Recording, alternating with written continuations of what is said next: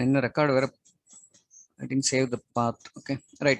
So Six Sigma teams. Okay, when we are creating a team, okay, this we already covered once we are in the office. Whenever you create a team, you will have this problem, right? Or four stages of the or five stages of the particular team. Okay, one is forming, storming, norming, performing, and then adjourning. So what do you mean by forming? See, for example, we are starting Six Sigma team. It's not only Six Sigma team. Any team you are starting. Okay, we are gathering the people, and then you are assigning to that particular project, saying that you are all going to work on that particular project. That's called your forming. And storming, see, whenever they meet the first time, okay, the communication will be very decent, and they want to understand what is the positive point from other people. Okay, they will talk about all the good things about other one and what is a project. They will more enthusiastically they will discuss when it is in the forming stage. Once the farming is completed and then it's coming to a storming stage, they will find fault with them, right? That guy is not good, he's not good. Lot of challenges will be there, right? They will personally they will attack each other. These are all the things happen in the storming phase. And second thing is, after storming, the team leader or the who created the team has to pitch in, and then they will set the rules and regulation for them and what is expected out of that particular user. They will clarify here. Then the team will move to the norming phase. Norming phase is nothing but they will understand what is their requirement, and then they will move to a performing stage. They will start working and they will achieve the goal. And once the project is completed, we'll identify what are all the things we achieved, and then we will adjourn the team. Okay, that's what the five stages of any project and any team. Okay, and if for example the team is continuously going on, there won't be any adjourning. It will continue with the performing phase. Okay, and the process improvement team. So whenever you create any Six Sigma team, there are multiple types of teams we can create. Okay, process improvement team. The team is created only to do a process improvement. They will concentrate only on this particular solution. And second thing is, we are creating a quality team under Six Sigma. They will improve the internal efficiencies. That's what they expected out of them. And ad hoc team. See, for example, you identify some problem in the project, you bring one Six Sigma team to solve that particular specific requirement. We'll call that as a ad hoc team. And self-manage and agile team, this is their own effort, manage their own projects. See, for example, the TL level, what will happen is they will create their own projects, special projects. And many of the team will used to do, right? They will identify some area need to be improved. They will create their own team. They will put two people on it, and then they will start that as a project. So this is called self-manage or a agile team. Okay, so the evaluation of the Six Sigma team. So we will identify what all the team member who going to be involved in these kind of process, and then whenever you form a team, you have to understand the stages of this particular team. Okay, each team will have its own phase, right? For example, in the storming phase, if you come back and then see that why the team is not working closely, because that is a stage of the team, right? They have to come out of the storming phase. Till the time there will be a misconception, and then there is a problem will be there within the team. Okay, so as a leads, you should understand the stages of the team building. Okay, what is the roles and responsibility of the Six Sigma team? Okay, so if, for example, if the Six Sigma team, we'll have these many members will be there in any of the Six Sigma team when it is a bigger projects. Okay, executive team and champion, who is the sponsor for the particular project, and it will be run by master black belt, and then it will be coordinated by black belt, and then green belt will be there, yellow belt will be there. See, whenever we are starting any project, we'll give a Six Sigma methodology to yellow belt, and then they will understand what to do. They will start the process. And then green belt, see, they will become a team member. Okay, who are all the yellow belt will be a team member, and the green belt will be a facilitator. They will organize the team member, and black belt will be the coach, and master black belt will be the process owner, and who is sponsoring that particular project will become a sponsor. Okay, mostly this will be the CEO or executive level in the company.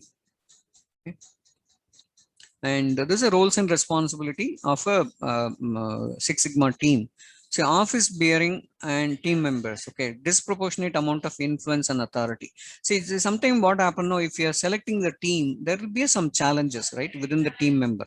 Okay, for example, you are especially the Six Sigma team, you will collect a member from multiple team, multiple interdepartmental. Sometimes what is happening is this problem will create by some influential member. For example, you are taking one guy who is very close to your CEO, right? He will always play his influence or authority there.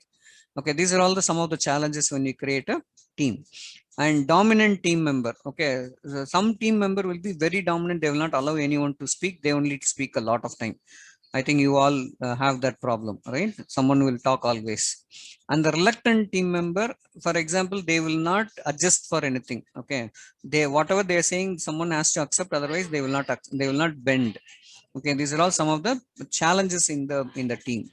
And then forwarding. Okay, this is a major or common classes in the team is forwarding and then discounting the other team member. These two will happen whenever you have a team meeting or team responsibility. So you should understand this and then you should know how to handle this. Okay, this forwarding, disagreement or a clash. Okay, for example, some people you may feel get in your team, they will not accept anything. Whatever they are saying, that they are ready to disagree or they will come for a clash. Okay, we'll call that as an unbending. Okay, they will not adjust. So the problem here is they may be an individual player, but they are not a team player. Okay, so that is a challenge there.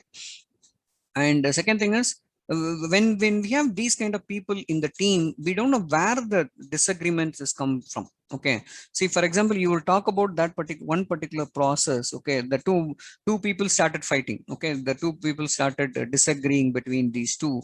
We didn't understand why there is a disagreement, how it arises. These are all very difficult to understand. See, if they want to prove sometime what happened to their power or their because of their personal history, they want to struggle here. Okay, this is also will happen. Okay, so in that scenario, as what we need to do is we have to develop a ground rule for a interpersonal behavior. Okay, we have to pitch in and then say that, see, you may have your power and you may have your personal history and you may have your influence or authority. So here is the rule, right? We have to bring the ground rule there to avoid these kind of scenarios. Okay, and don't encourage these people. Move forward and then make the people to speak and describe how far is affecting their team. So you can call those two people individually and then tell them, because of these two, how the other people are getting affected, because the two is not a team, right? There are, apart from one or two other people also there. So you have to take a call. First thing, you fix a ground rule, and second thing, you talk to the people and then make them to understand why they have to accept or adjust with the team. If you are not able to do it, you have to take a course of action and then you have to change your team member. That's a final last way. But before that, we have a lot of way to correct the team member. Okay, and sometimes the discounting other team member, this is a second problem. Okay, so what happened is, when we are creating a team member, for example, 5-member team.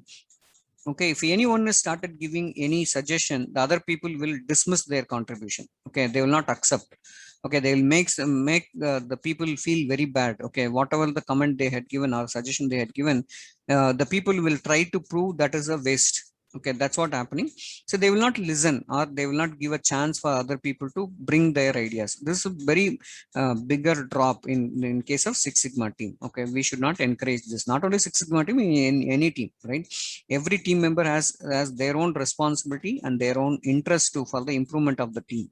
So you should not discount them, and we have to take their contribution also. Okay, if I'm indicating ignoring the other team member, they will not at all consider one team member. They are just ignoring it. That's all the problem.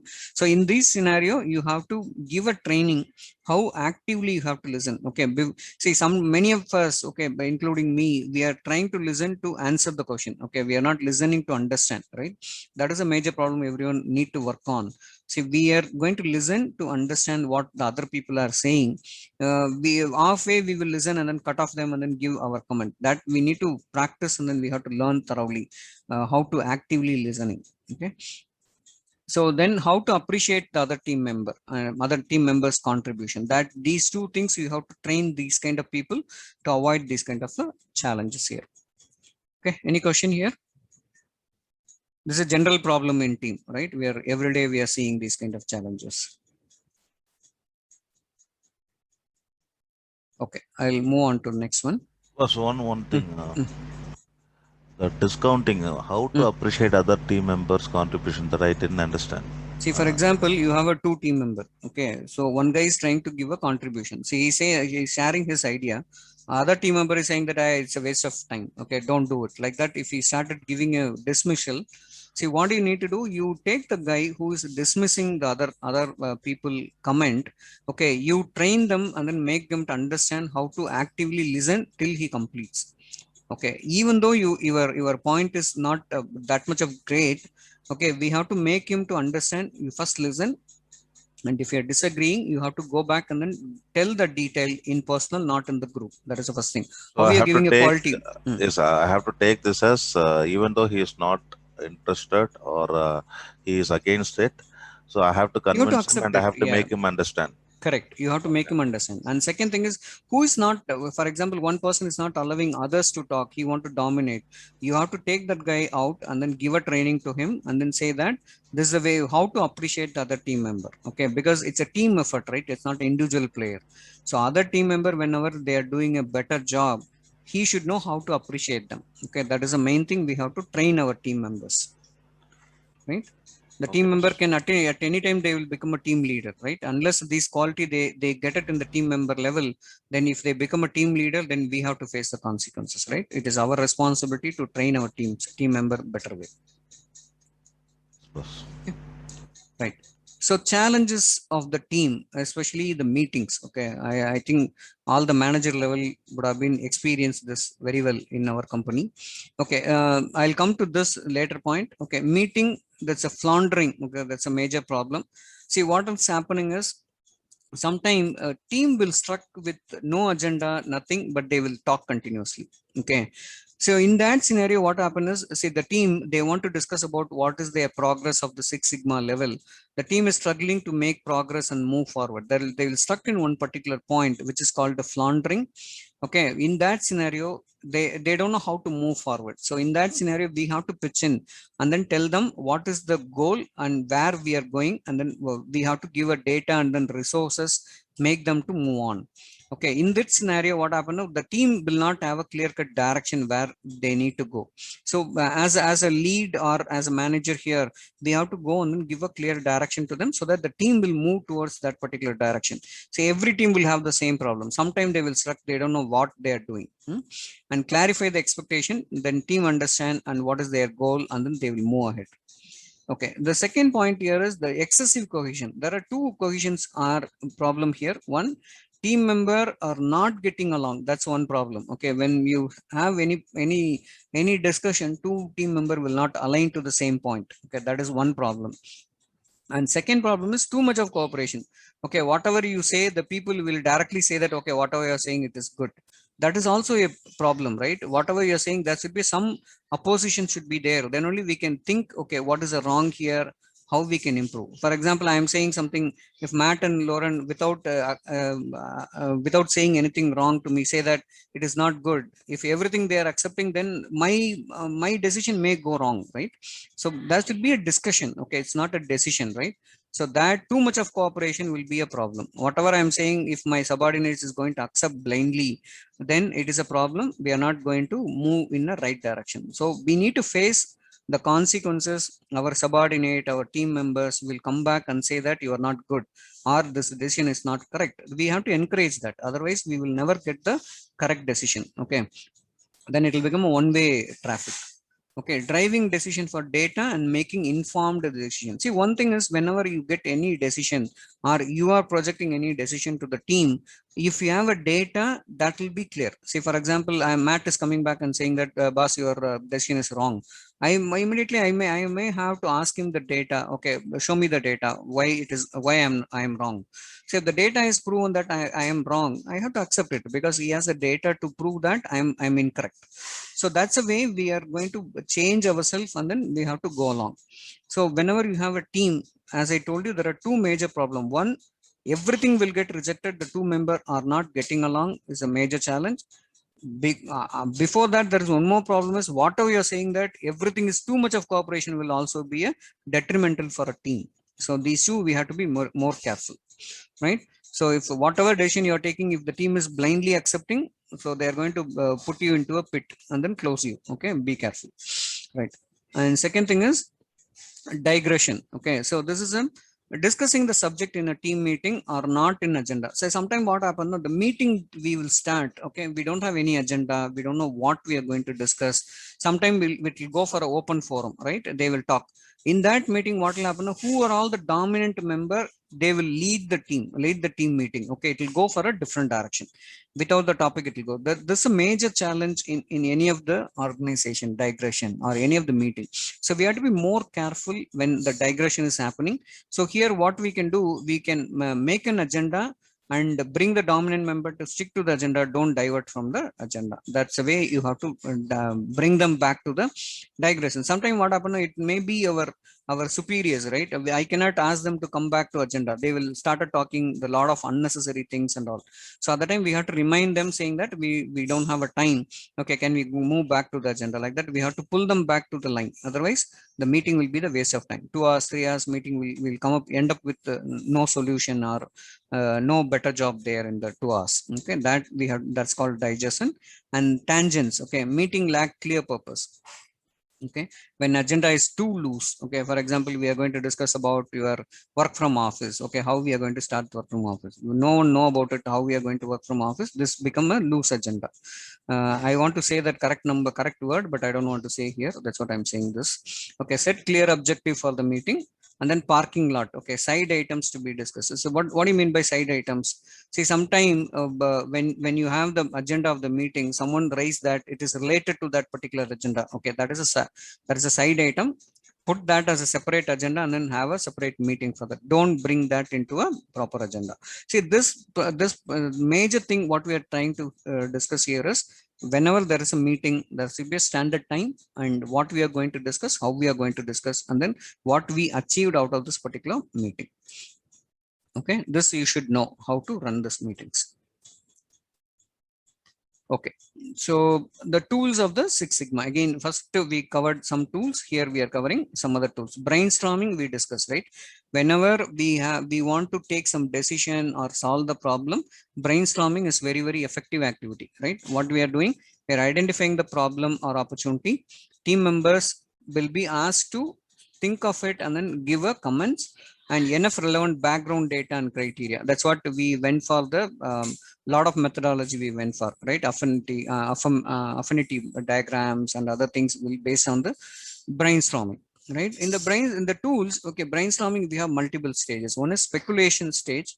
Okay, ensure in that particular stage we just want to start it. Okay, ensure the free flow of the ideas without evaluation or without criticism.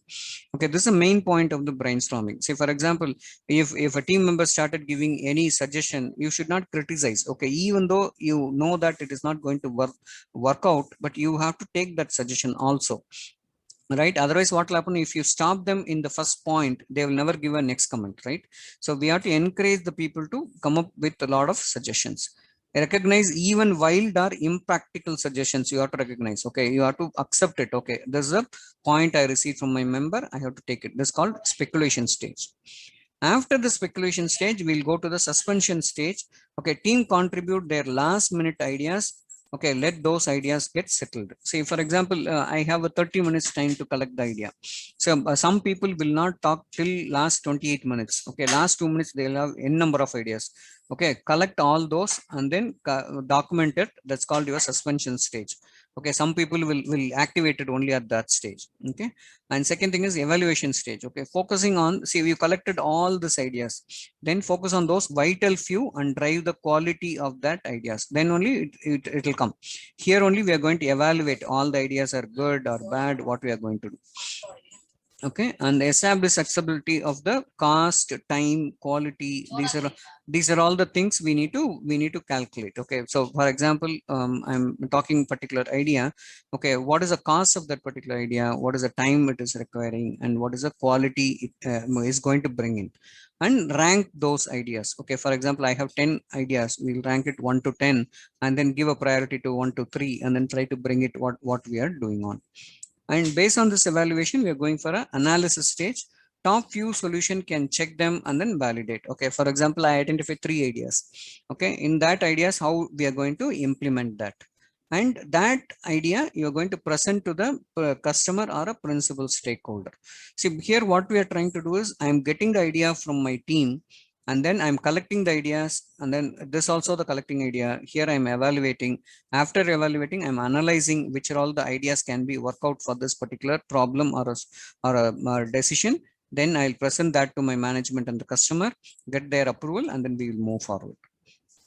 Okay, so here the nominal group technique, what will happen is the problem presentation, the facilitator who want to run this particular project, they will be the facilitator. They will explain in detail about the problem. Okay, what are all the problems, and we'll ask all the team to pen down ideas. Okay, you list down what are all the ideas you have, and then the read. It's one more type. Okay, read responses. Say for example, we will ask them to write the complete idea. Okay, so for example, I have a 5-member team in the nominal group technique. Okay, I am saying that there is a problem here.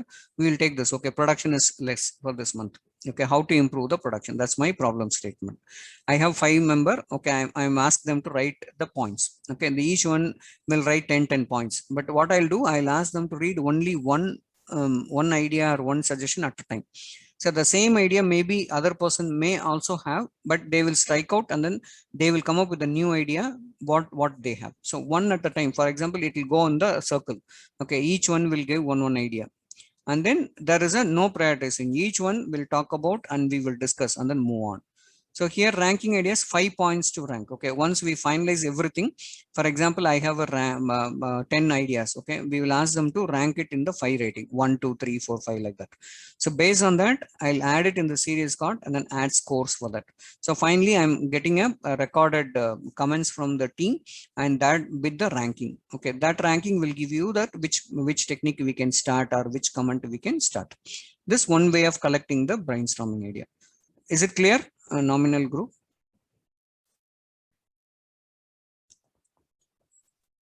Yes, sir. Okay, so it is same thing with multi-voting. See, for example, what I'm doing here, see, we are asked them to write 10 ideas here. Okay, and then one idea we are asking them to publish. Okay, or tell them in the one time. So are they same thing? What is happening is multi-voting, generating list of ideas. Okay, I'll ask the member to write all the ideas in the board. Okay, he will go on and write like that. 5 members will write all their ideas. If it is duplicate, they will remove. Otherwise, they will write it in the board. Okay, what I'll do, each one will have a multi-voting. For example, I have a member. I'll take one idea. I'll give them to vote. Okay, each one will have 5 votes. Okay, for each. I'll tell you one thing. The production is our challenge. We are saying that how we are going to improve the production. Okay, now we are saying that we have to monitor the time. Okay, we have to ask the team to get login and log out on the same time. That's what one member is suggesting. Okay, I'll write that idea into the board. Okay, I have 5 members. I'll give that voting to them, saying that you have to vote all this idea. Okay, like that I have 5 ideas. You go ahead and vote. So I have a 5 vote with me. In that 5 ideas, which is my primary idea. Okay, I'll go and then put my first vote to that. Right, like that I'll vote everything. For example, in the 5 idea, I'm voting only for 3 ideas. Okay, you can do a vote. Like that, 5 members will go and then vote it. We'll count it which idea has more vote. We will take from that and then we will take that as a priority. Okay, these are all some of the techniques which is used in the brainstorming. Okay, which idea has more votes will be taken into the priority. Okay, and team communication in Six Sigma, it's everyone know about it. It's a type of communication, one-way communication and two-way communications and voice and video communication, and then meeting tools. Okay, these are all the way we are communicating with the people. And organizational level communication is top-down communication from the management to the associate level, and the bottom up communication is from the associate level to the management, and horizontal is between the other same vertical, right, from other departments. That kind of communication is called horizontal communications. Okay, these are all self-explanatory, nothing much in it.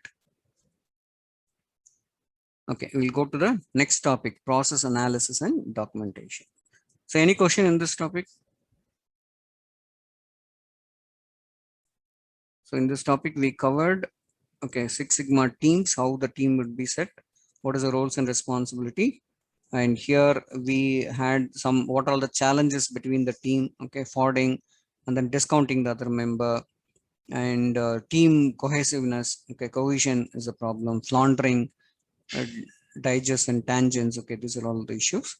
And we talk about the brainstorming methodologies, okay, right, and the communication. Okay, we'll move on to the next one, process analysis and documentation. Okay, mainly the documentation, we will talk about the measuring phase, right? Whenever we start any project, we have to have a complete data to start. Okay, so measuring process is a process modeling. Okay, that's a descriptive results. Okay, having information that traces what happened. See, what are all the data we are collecting? It should actually tell where are we on that particular project and understand what is the current process and how it is operating. Okay, so this is very important for before you do any of the project, you should understand what is happening right now. Okay, that will give a better when you compare with the what is happening in the later part. Okay, the prescriptive results is a understanding and really define how the process should run. Okay, based on the descriptive, we are coming for a prescriptive results. See, for example, I'm identifying there is some problem gaps in the process. Okay, and the gaps need to be filled. How we are going to build that is about the prescriptive results. Okay, explanatory results. For example, based on the prescriptive, I am going to create this. Okay, adding finite details in the process. Okay, who is going to do what? For example, I identified the new process without any gap. Who is going to do, when there is going to be, where, and then why this given results. Okay, in the given results, we'll add these additional points to give a better process methodology. Okay, whenever the areas of improvement you want to bring in, we need a process flow to show that where are we now and how we are improving on it. Review the process and the decisions, examine the process flow diagram. Okay, these are all the very important point for process improvement side of it. Okay, this is all a very, very general topic.